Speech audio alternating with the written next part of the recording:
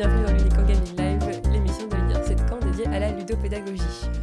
On interrompt une partie, une Big Edition, donc les parties de jeu pendant lesquelles nous jouons toute la journée, pour cet épisode. Alors c'est pas la Saint-Valentin, mais on va vous parler de sentiments et d'émotions pour un épisode donc, qui s'intitule Jouer avec les sentiments.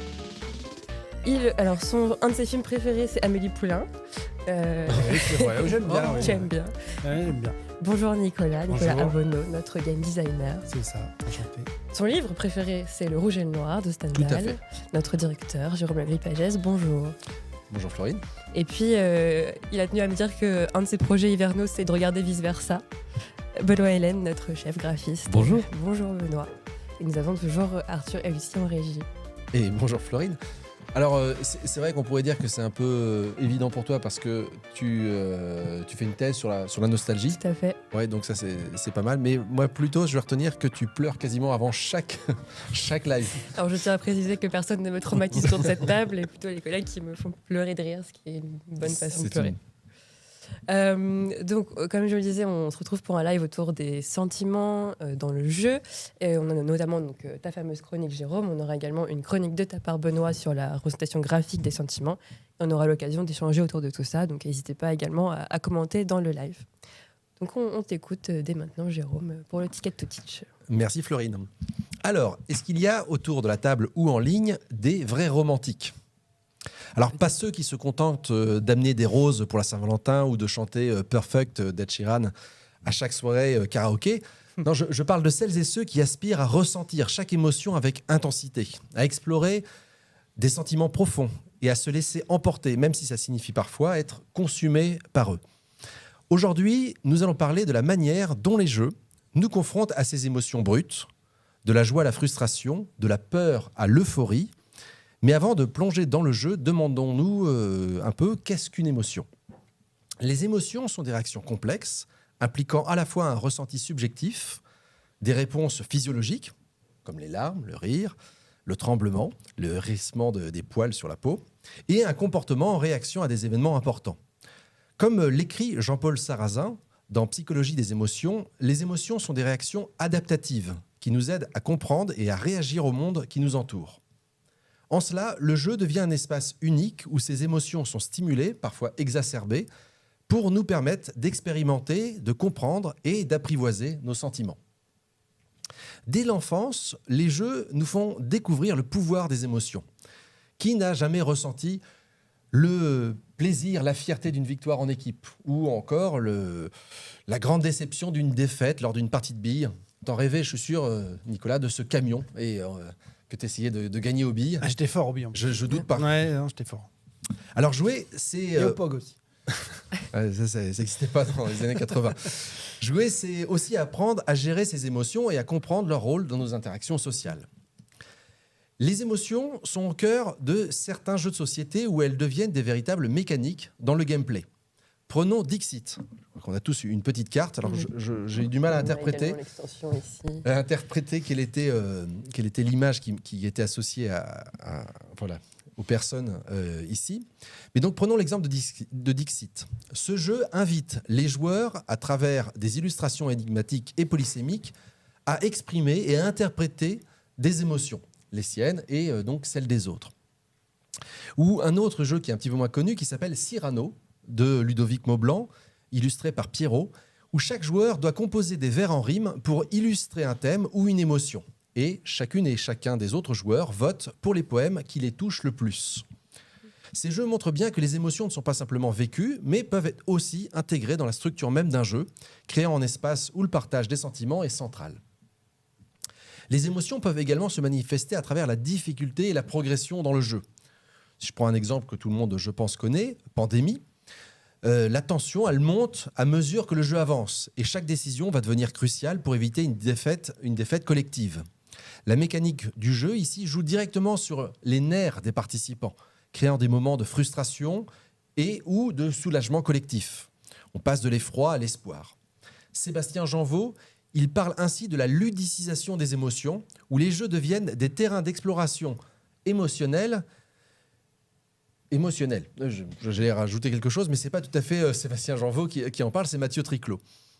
J'y arrive dans un instant. Le jeu propose aussi une forme de catharsis. Aristote voyait dans la catharsis un moyen de libérer les émotions à travers l'art. Les jeux, de manière contemporaine, offrent un exutoire qui est semblable. Dans Gris, un jeu où j'ai eu un petit peu de mal à m'y mettre ce week-end, dans Gris, par exemple, c'est un jeu vidéo, le joueur traverse un monde qui symbolise le deuil. Et chaque étape devient une métaphore de ce processus, dans le processus d'acceptation du deuil. Journey, un autre exemple, et c'est un jeu qui est vraiment culte, si vous n'avez jamais eu l'occasion d'aller vous y confronter, je vous y invite, un autre jeu vidéo culte.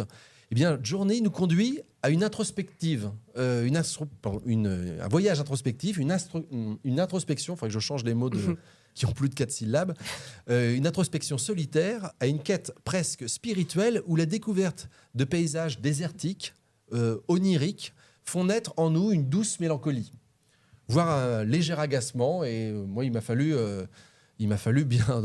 quelques heures de GTA pour passer à un autre sentiment.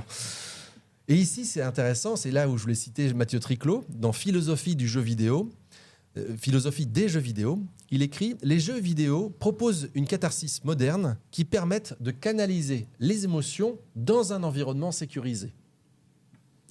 Les émotions partagées dans le jeu renforcent également les liens sociaux. Dans des jeux comme Keep Talking and Nobody Explode, donc un jeu qu'on peut jouer en VR ou avec un ordinateur, on joue de toute façon en équipe et les joueurs collaborent sous pression pour désamorcer une bombe, une fausse bombe. Et le sentiment ici qui est partagé d'urgence et d'adrénaline, ça crée une forte cohésion entre les joueurs, parfois une forte décohésion entre les joueurs. Et ce qui est intéressant, c'est que ça peut même perdurer au-delà même de la partie. Emmanuel Lévinas, dont j'ai déjà eu l'occasion de parler, en réfléchissant à l'altérité, décrit comment la rencontre avec l'autre, même dans un jeu, nous engage émotionnellement. Ici, le jeu devient un terrain de mise à l'épreuve des liens où l'adversaire ou le coéquipier est celui avec lequel on partage donc ses émotions. Alors pour les contextes pédagogiques, eh bien dans les contextes pédagogiques, les jeux qui suscitent des émotions jouent un rôle fondamental pour capter l'attention et renforcer la rétention des informations.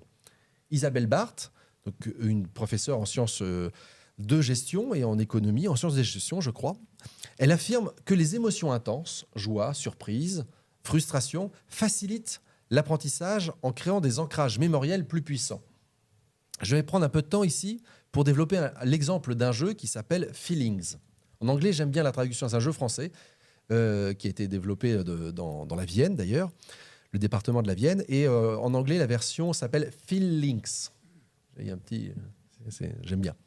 Donc, dans l'exploration des émotions à travers le jeu, Feelings, donc c'est un jeu qui a été conçu par Vincent Bidot et Jean-Louis Robira.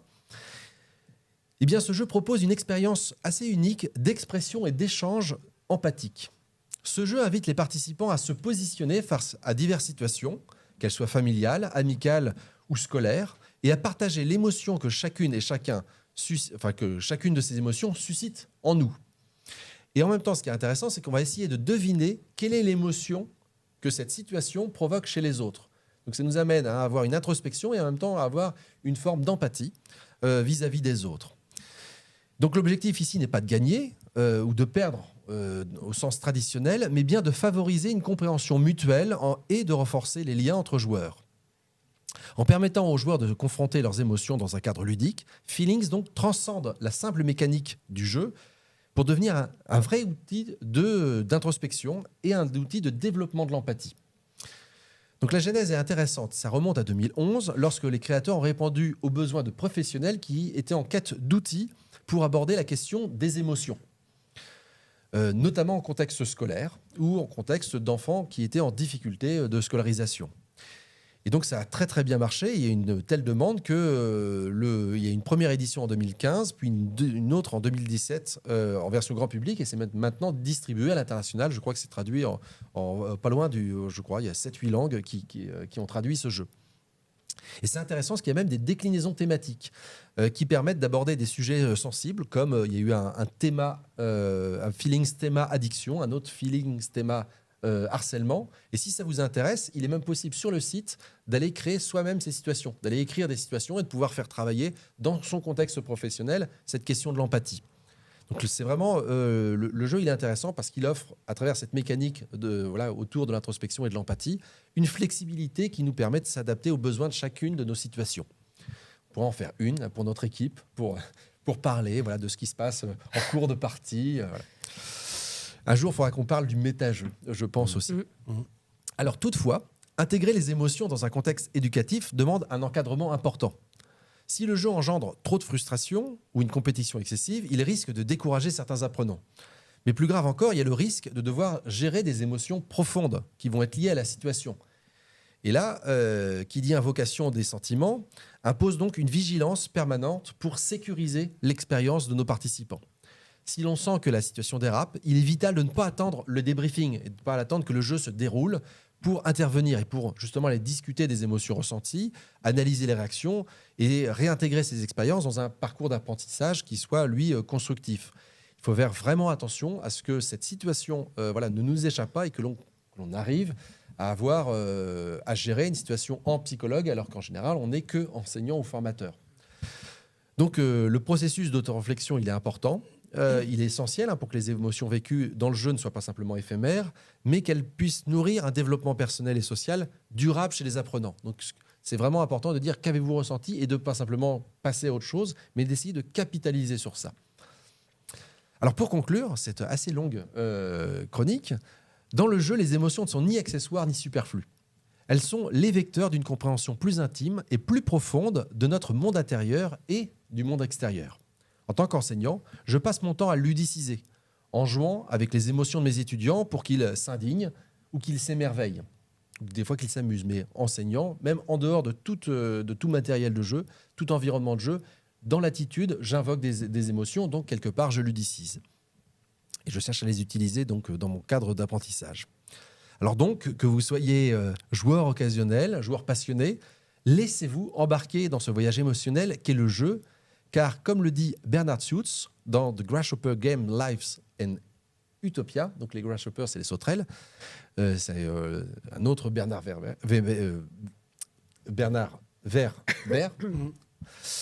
donc Bernard Suits lui dit « Le jeu n'est pas un espace de fuite, mais c'est un terrain d'entraînement pour affronter les véritables défis de la vie. » C'est une dédicace presque pour ma mère qui me disait « Mais qu'est-ce que tu fais? Tu perds ton temps à faire des jeux de rôle dans la cave. » Mais non, en fait, j'aurais dû lui dire « Mais je m'entraîne pour la vie, maman. » Donc au fond, chaque émotion... Tu peux lui dire maintenant. Non, je ne lui dis alors, j'ai passé. Et donc au fond, chaque émotion vécue dans le jeu est un pas de plus vers une meilleure connaissance de soi et une capacité accrue à embrasser le réel dans toute sa complexité et toute sa beauté. Merci Jérôme. Oui, une très belle dédicace. On sent je me tourne tout de suite vers toi, Nicolas, parce que je sais que ça t'a fait réfléchir d'emblée ce sujet sur déjà la distinction entre sentiment et émotion. Oui, alors je ne suis pas un expert du tout. Je suis pas faut que je le mange. Je ne suis pas un expert du tout. Mais ça m'a fait réfléchir à plusieurs trucs. Déjà, je pense que, c'est mon avis personnel, je sais comment ça va débattre, mais je pense que les jeux de société en général, c'est très difficile, de par les mécaniques de jeu, de susciter des émotions, que ce soit directement une intention du game designer de susciter des émotions dans un jeu de société. Parce que déjà, c'est un média qui est plat, qui est matériel, etc. Alors peut-être dans les jeux narratifs, parce qu'il y a énormément de jeux narratifs maintenant où on lit des textes et il peut y avoir des choses qui se passent qui nous provoquent des émotions. Mais souvent, les émotions, elles sont indirectes du jeu et elles sont le résultat du jeu, en fait, de ce qui se passe dans le jeu. Voilà, il m'a pris ma carte, il m'a attaqué. Agathe, pourquoi tu m'attaques, ça m'énerve, etc. Enfin, c'est comme ça. Les dédicaces. Bonjour Agathe. Mais c'est indirect, en fait. C'est vraiment ce que les joueurs font du jeu qui provoque des émotions. Et c'est rare que ce soit le jeu de société qui provoque des émotions lui-même, ou alors par son thème. Si on joue à This War of Mine, on joue à des survivants dans une ville assiégée, là, c'est sûr qu'il y a des textes qu'on va lire qui vont nous provoquer des choses, c'est sûr. Ce qui est complètement l'inverse du jeu vidéo, où là, vraiment, l'intention principale dans les jeux, la plupart des jeux, et il y a un genre de jeu qui excelle là-dedans, c'est les jeux d'horreur, où vraiment on va jouer avec les émotions. Là, c'est plus prégnant et en plus, c'est plus facile, entre guillemets, parce que déjà, il y a une notion d'immersion plus importante dans les jeux, parce on joue, on est dans le truc, et encore plus en VR, où là, on va vraiment décupler les émotions, jusqu'à même rendre des émotions... la joie de voir une fleur dans un jeu vidéo, en VR, elle est plus importante parce que on la voit de façon plus réaliste et plus immersive. Mais ça va être plus simple et ça va être plus l'intention comme ça, en fait. Et du coup, les émotions et les sentiments. Donc, les émotions, de ce que j'en ai compris, c'est que c'est quelque chose de très impulsif et qui arrive d'un coup comme ça. Et alors que le sentiment, c'est plutôt une synthèse à plus long terme, en fait. C'est une espèce de synthèse à plus long terme, comme on va avoir des souvenirs, des sentiments d'une partie de Twilight Imperium, 4e édition. Voilà, oui, je me rappelle, j'ai fait ça, c'était génial, tu crois. Donc il serait plus facilement associé à une pratique de jeu qu'au jeu lui-même, oui, qu'à la mécanique du jeu. Oui, je pense, oui. Je pense que dans le jeu de société, on vaut mieux viser les sentiments, déjà pour donner envie de rejouer, parce que c'est important, que les émotions brutes. Il vaut mieux viser les sentiments, c'est-à-dire ? J'ai l'impression qu'il vaut mieux laisser un bon sentiment d'un jeu que dans son jeu essayer de provoquer des sentiments un peu... Parce que les émotions, c'est très chaotique, en fait. C'est comme ça que je le ressens. C'est très... c'est pas beau. C'est souvent pas beau de mon côté. Quand on perd un jeu, etc., c'est plus ces émotions-là, à mon avis, qui je me trompe peut-être, mais qui, dans les jeux de société, qui vont apparaître, qu'il y a de la joie de faire des bons coups, etc., genre aux échecs ou dans d'autres jeux, mais... C'est souvent lié peut-être à l'engagement des joueurs autour de la table aussi. Oui, évidemment, oui, de toute façon, oui. Oui. Non, mais c'est super intéressant tout ce que tu dis. Ah bon? Oui. Mais c'est important, ça. Mais... si. Comment... je pense que la situation du jeu, alors je parle plutôt des jeux analogiques, la situation du jeu, elle est intéressante parce que effectivement, les émotions qu'on va pouvoir vivre, les sentiments qu'on va pouvoir synthétiser autour, en fait, y compris si c'est de l'ennui ou de la frustration, c'est intéressant à débriefer. Dans un jeu, moi, j'ai souvent tendance à amener des jeux, et les joueurs débutants, des jeux un peu lourds, et les joueurs débutants vont trouver qu'il y a une pénibilité. C'est intéressant justement d'aller travailler sur ça, sur ce ressenti qu'ils ont d'un effort de concentration, accumuler tout ça. Et je pense que ça fait partie d'un apprentissage aussi, de pouvoir avoir, on parle de coping, de faire avec, d'avoir une résilience par rapport aussi à ces sentiments qui peuvent être pas forcément positifs. Et donc d'apprendre au plaisir. Donc il y a des gens ici autour de la table qui courent longtemps. Avant d'avoir un plaisir à la course, à ce type d'effort, il y a un passage qui est désagréable.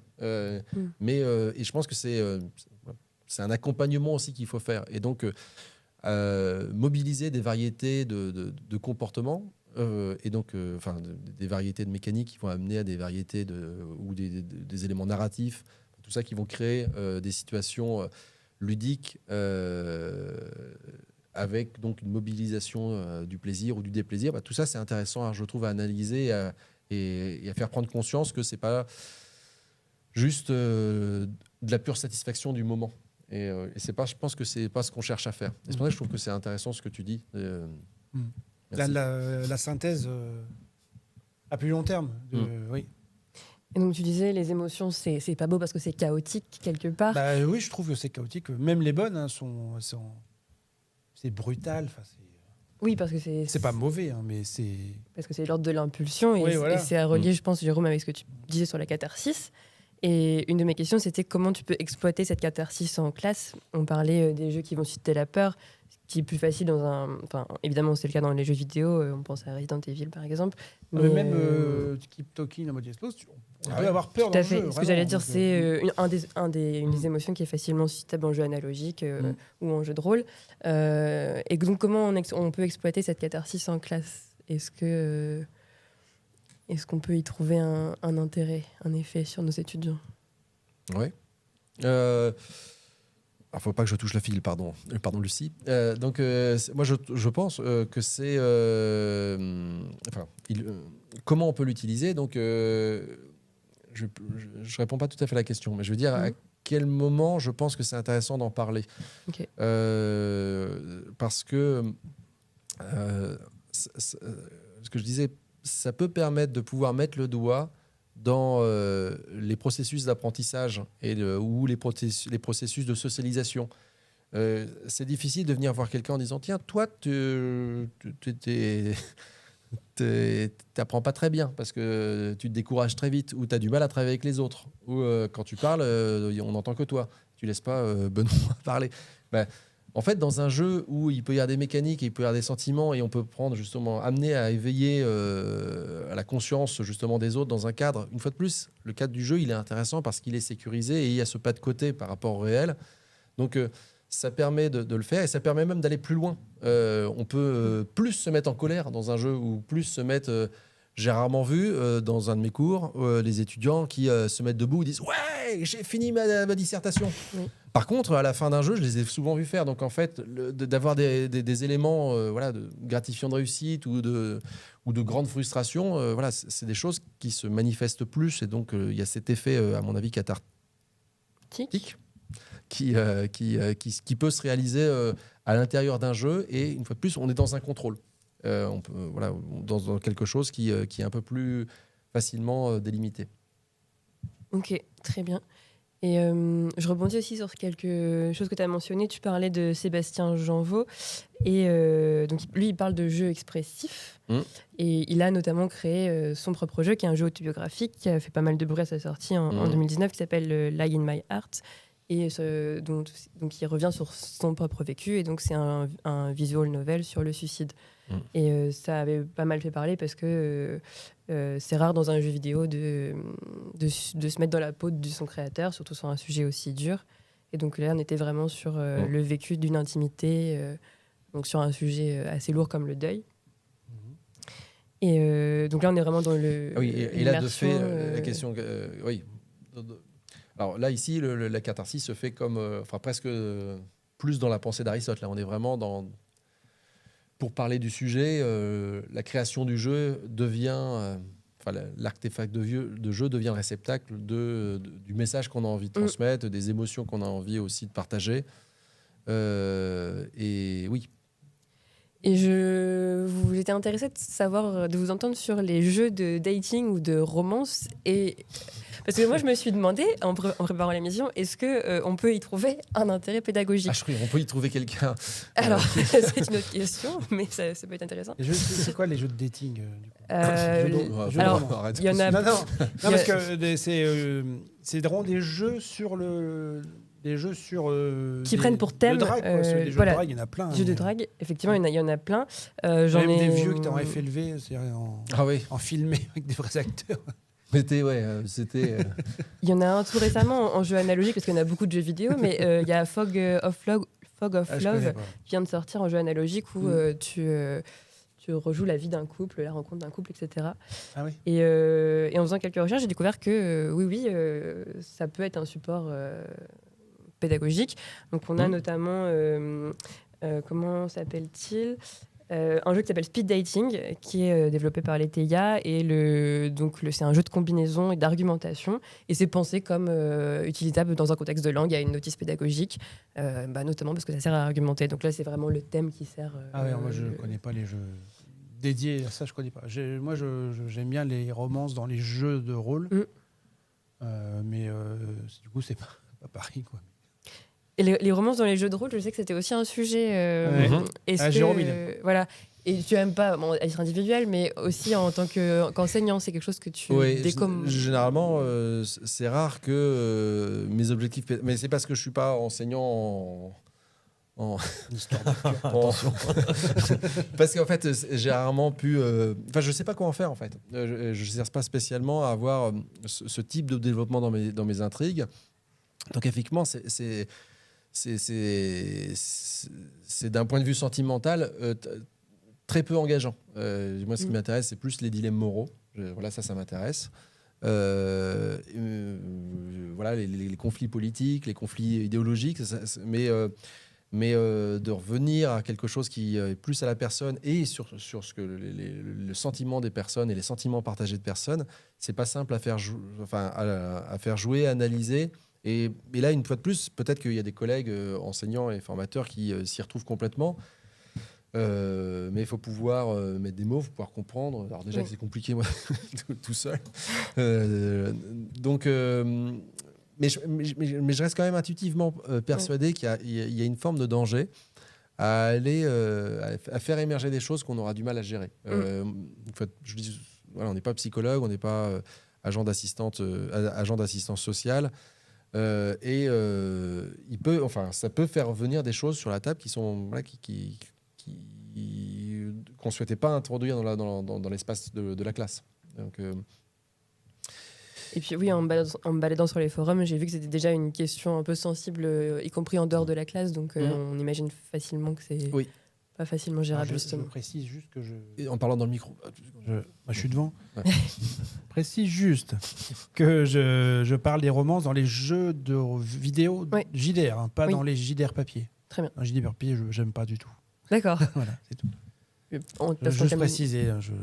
Parce que quand on dit JDR, on ne sait pas si on parle de jeux de papier ou jeux vidéo. Donc, voilà. C'est tout. Vous parlez dans le micro ? C'est bon ? Merci. Il y a une question d'ailleurs On a une question qui est très intéressante. Ça va être quelqu'un qui est particulièrement intéressant, je pense, qui a dû poser cette question. Moi, j'ai pas le retour de chat, alors je sais pas. Parle, mais... Open the gate, je sais pas ce que c'est. Arthur Gatté demande, est-ce qu'il y a une typologie de joueurs plus sensible à ce genre de jeu ? Quel genre de jeu ? Je pense feelings. Émotion. Après, il dit, concernant le jeu vidéo, Gris et Journée notamment, ne proposent pas de gameplay très profond et on parle plutôt de walking simulator. Pour une mise en place dans un cadre scolaire, est-ce que certains joueurs risquent de s'ennuyer face à cette typologie de jeu ? Merci Arthur. Il y a des joueurs qui s'ennuient, oui, mais on en a à cette table. Il y en a qui s'est ennuyé qui s'est sacrifié pour les besoins de cette émission. Ça dépend des gens, en fait. Il y a des gens, ça va... Vas-y. Oui, non, mais c'est... en fait, c'est le gameplay. Donc, le gameplay n'est pas très profond. Mais c'est comme ça que naît malgré tout. Mais Journée, il y a quand même une histoire, façon de voyager qui est assez géniale. On glisse sur le sable, là. Il y a quelque chose. Gris, on bascule d'un tableau à un autre. En fait, on subit. On est dans une cinématique avec peu de contrôle sur cette dernière. Donc, c'est pas mal. Mais c'est vrai que quand on est habitué à avoir des mondes ouverts où on peut tout interagir avec tout. On connaît tes goûts. Et voilà. Mais et puis il y a pas mais on est dans une histoire, donc mais pour faire naître un sentiment. Donc même moi qui suis vraiment pas le type de joueur, donc pour répondre à la question, je suis pas le joueur le plus sensible à tout ça. Malgré tout, ça fonctionne quand même un peu, parce que si on laisse vraiment la chance au jeu de se mettre en place, on continue. Ça rend des jeux plus attachants aussi. J'ai une expérience personnelle avec le God of War, les nouveaux God of War, là, God of War et God of War Ragnarok. J'avais fait God of War avant la naissance de mon fils, j'avais roulé sur le jeu, c'était un peu chiant. Et j'ai refait le jeu après avoir eu mon fils, et ça m'a complètement changé le jeu, parce que c'est un jeu sur une relation père-fils, justement, entre Kratos et Atreus, son fils. Et, spoil. Et d'avoir un enfant soi-même, du coup, ça m'a complètement changé la vision du jeu, et j'ai vraiment adoré le jeu de la deuxième fois. Alors que la première fois, vraiment, j'avais trouvé ça assez chiant. Pénible. Ouais, c'est génial. Enfin, pénible. Pardon. Tut. J'espère que Lucie, elle est sur le bouton tut. Mais vraiment, ça peut vraiment tout changer dans un jeu, quoi. J'ai l'impression que c'est intimement lié quand même à la notion qu'on avait un peu évoquée de souvenir. Comment on se rappelle de moments qu'on a passés dans les jeux. Et souvent, lié à l'émotion, il y a beaucoup de choses qui passent, qui sont mémorables avec ça, quoi. Ouais, puis il y a des gens qui ont des souvenirs. Là, il y a Dragon Age Veilguard qui est sorti. Il se fait exploser. Moi, j'adore le jeu, je suis en train d'y jouer. Et je sais qu'il y a un streamer que je regardais. Lui, il y a un personnage qui perd son frère dans l'histoire. histoire, il a perdu son frère, et le streamer avait perdu son frère aussi. Du coup, forcément, il y avait déjà une connexion déjà qui se faisait directe avec le personnage, quoi. Enfin, et ça, tu peux pas le prévoir. Enfin, Et sur cette notion de souvenir, je me demande, est-ce que un jeu qui n'engage pas d'émotion, de sentiments, est-ce qu'il est aussi mémorable que des jeux qui nous font vibrer avec des sentiments, avec des émotions? S'il n'y a pas du tout d'émotion, c'est oubliable généralement. En fait, ça dépend. Moi, j'ai des parties d'échecs. On peut pas dire que les échecs sont un jeu Si, mais c'est un jeu de beaucoup d'émotions. Moi, voilà, je dis souvent, j'aime bien. On peut jouer de façon romantique aux échecs. Là, c'est vrai, on peut avoir quelque chose. Tu me dis ça avec le foot aussi. Ouais, ça, je le dis avec tous les trucs que j'aime bien. Le foot. Et pourtant, la mécanique est quand même, justement très très très mécanique, très. Oui, mais justement, c'est pas le jeu qui va susciter les émotions, c'est ce qui se passe dans le jeu. C'est le joueur en face qui va, par ses réactions... Ou la configuration du plateau, le déplacement, le basculement qui crée une tu sens que tu as perdu, tu dis « non, j'ai perdu ». Tu le sais à un moment donné. Et parfois... Je pense qu'il faut qu'il y ait un temps. Je reviens là-dessus, mais je pense qu'il faut qu'il y ait un temps pour que s'installe quelque chose. Il y a un petit jeu qui s'appelle VLN, Very Little Nightmares, qui est un petit jeu ou un petit bonhomme qui... C'est atroce. Et c'est assez atroce. Et au début, moi, je voyais même pas que c'était atroce. Je jouais juste un truc, un petit puzzle. Et en fait, faut se laisser... sur la question des sentiments, faut se laisser toucher. Et donc, si on le mobilise dans un contexte pédagogique, il va falloir aussi que l'on crée des conditions pour que ça puisse se mettre en place. Donc, sur des choses où on est en salle info, où il y a énormément de bruit, qui fait chaud et autres, on va être et sur des sessions qui sont très très courtes, c'est moins évident. Nous, de la même façon, quand on s'investit dans un jeu de plateau, un jeu de rôle, c'est pas pareil. Si on crée des conditions d'intimité, si on crée des conditions qui nous permettent aussi un petit peu de se laisser emporter. On ferme la porte. Alors, je mettrai sur la médiathèque pédagogique le replay avec les références que vous avez citées. Certaines d'autres que j'avais trouvées aussi sur l'éducation au sentiment par le jeu. Donc, on avait un jeu qui s'appelle le jeu des relations saines ou toxiques, un peu dans la lignée aussi de ce que tu as cité avec Feelings. Et puis, je réfléchis ce à quoi j'avais pensé. Un jeu aussi, comme tu as cité Cyrano, moi je pensais à Affinity, où on peut, alors même principe, on va construire des phrases, on va devoir trouver l'émotion que vous voulez faire partager l'autre joueur. Et ça permet aussi de construire le langage, en fait, verbe, sujet, complément, enfin sujet, verbe, complément, pardon. Donc là, c'est plus l'émotion support d'un apprentissage sur un autre sujet. Et juste, je crois que tu as des petites choses à dire. Non, mais c'est juste pour dire que dans les phases de développement, alors il y a peut-être des spécialistes du développement de l'enfant qui pourront me reprendre, mais dans les phases de développement de l'enfant, l'émotion est cruciale pour que l'apprentissage se fasse. Et donc, c'est les comprendre surtout. Apprendre. Comprendre est une des composantes de l'apprendre. Oui, non, mais l'enfant, il faut lui expliquer ce qu'il ressent en fait. Oui, mais non, je veux dire l'apprentissage dans un contexte où justement les émotions sont acceptées et effectivement expliquées. Ça change les courbes d'apprentissage. Aimez vos enfants. Ils ont le droit d'être en colère, ils ont le droit d'être heureux. Enfin voilà, et c'est normal. Et ça justement, ça fait partie. Ça fait partie des éléments qui vont dynamiser. J'ai une petite vidéo en tête d'un professeur de musique, je ne sais pas où il est, et qui est en train c'est un prof de batterie, et il y a on mettra le lien aussi si vous voulez. Et c'est un prof de batterie, et donc il y a ses étudiants qui sont à côté. Et en fait, il accompagne sur des morceaux la personne qui joue. Et la façon dont, justement, il encourage, il récompense, il montre, indique aussi que l'émotion et l'émotion de l'enseignant, enfin le sentiment de l'enseignant, du formateur, il gagne justement à être visualisé.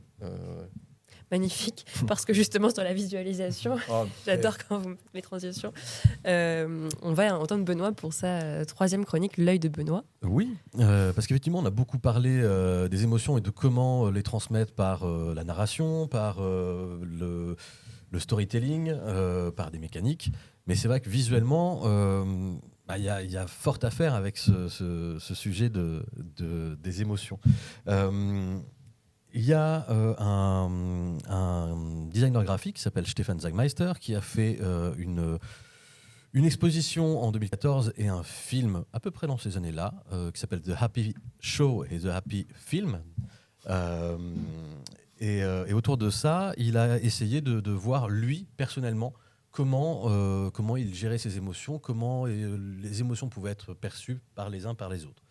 Il dit à propos de ça: il n'y a rien de plus ennuyeux que d'entendre les autres parler du bonheur, alors j'ai décidé de parler du mien.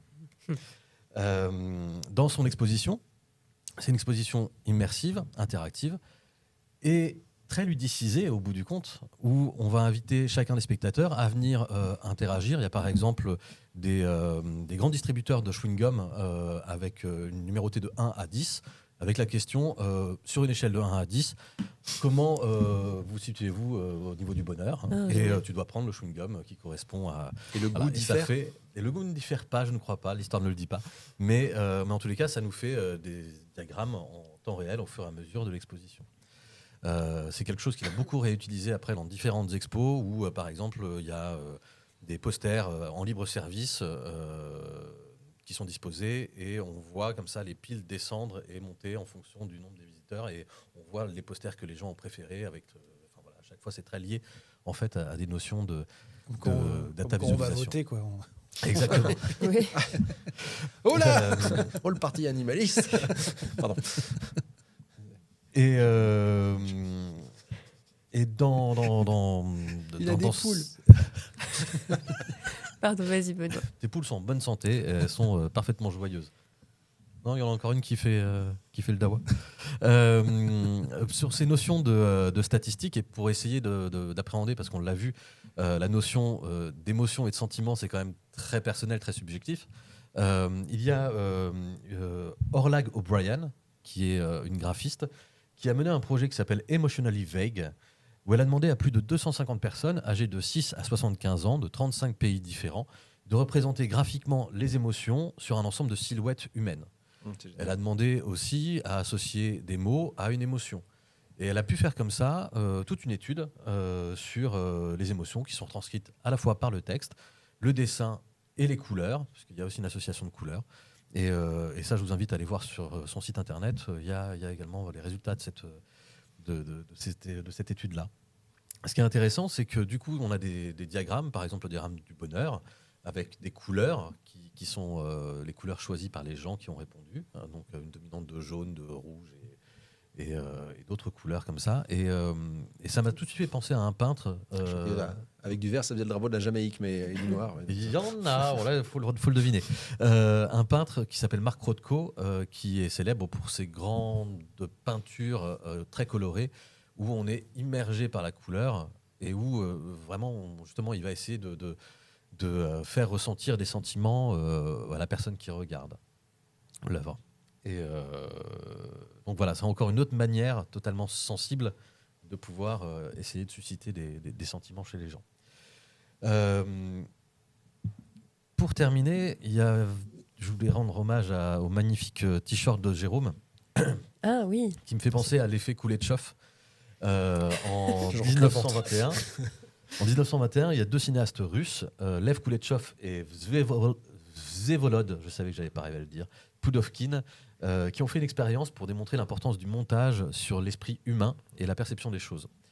L'association d'une image de base, toujours la même, donc prenons le visage d'un acteur neutre, à une autre image, de la nourriture. C'est pas Hitchcock qu'ils ont pris Tu dis pas Hitchcock qu'ils ont pris? Non, c'est même avant ça. Ah ouais. Avant. Ouais. Si on le met en parallèle avec une autre image, que ce soit de la nourriture, un enfant qui joue, un cercueil, on va avoir une autre émotion. C'est l'image qui la précède et l'image qui la suit qui va nous donner le sens de cette émotion. Et en graphisme d'ailleurs, le même principe s'applique. sur un même visuel. Et c'est là où on peut voir aussi des choses qui se transposent au niveau des jeux. Un même visuel, prenons un visage. S'il est entouré de rouge, on pourrait avoir quelque chose qui serait plutôt de la colère. S'il est entouré de bleu, on va avoir quelque chose qui va être plutôt apaisé, plutôt serein.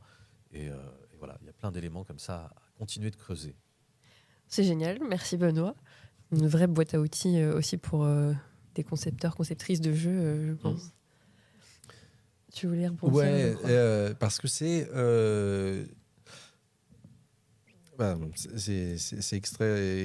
extrêmement... ah oui, effectivement. Je suis en train de voir l'image. Extrêmement riche de penser de cette façon-là.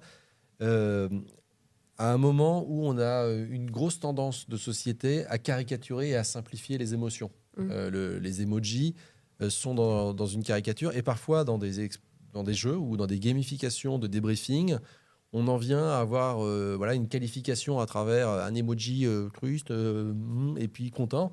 Et en fait, cette carte des humeurs, c'est pas l'humain. L'humain, il a justement cette complexité, cette unicité.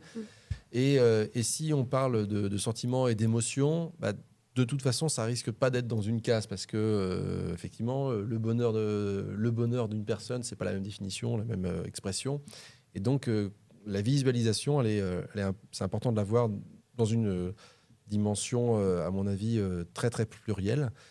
Et dans des jeux, c'est pour ça que les jeux sont souvent des jeux narratifs où on parle, où on exprime, où on dessine, plus que qu'on rentre dans une mécanique avec des cases, je pense. On évolue comme ça, gentil, méchant. Je suis très d'accord avec toi. Je sais qu'en formation, on m'avait déjà demandé de donner ma météo du jour avec des petites icônes, soleil, etc. Et j'avais trouvé ça très caricatural. Là où ce que tu disais sur des artistes qui vont recourir, par exemple, au texte, je pense, malheureusement, j'ai plus son nom, mais il y a un jeune artiste italien en ce moment, un artiste de rue, qui fait comme ça des performances où il va dire... Riccardo. Donc, qui appelle les gens à venir répondre, laisser un petit message sur un souvenir, sur une émotion, etc. Et c'est très interactif, mais du coup, on va sur toute la gamme des émotions et sur la complexité. Et c'est là où ces cartes-là, si on veut faire du photo-langage, des images très polysémiques.